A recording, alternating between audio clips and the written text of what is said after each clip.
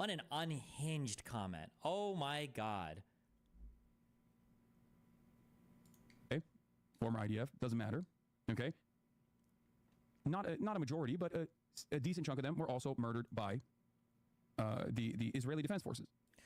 I said this before. I hated that Rabbani got away with seeming more intelligent and more measured in the conversation that I had because Finkelstein was there. But Rabbani is also a massive, probably anti-Semitic hack who also tried to do the same thing. This is why I asked so many times, how many do you think were killed by the IDF? What percentage? Give a guess. What do you think? It's because this talking point is still pervasive today. Hassan probably thinks half or more were killed by the IDF. That's the talking point. When he says a good chunk, he means like half.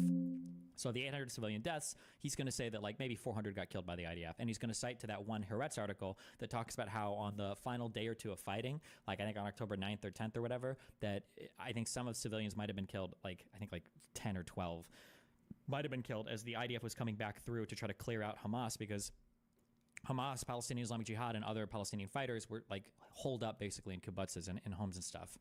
And it's possible that some Israeli fire killed some civilians that were being fought alongside some of the invaders, I guess.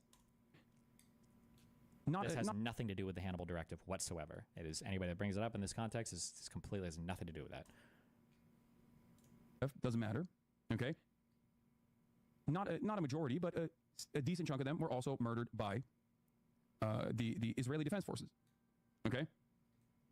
Hamas and the Palestinian resistance groups that operated alongside Hamas. The Palestinian resistance groups.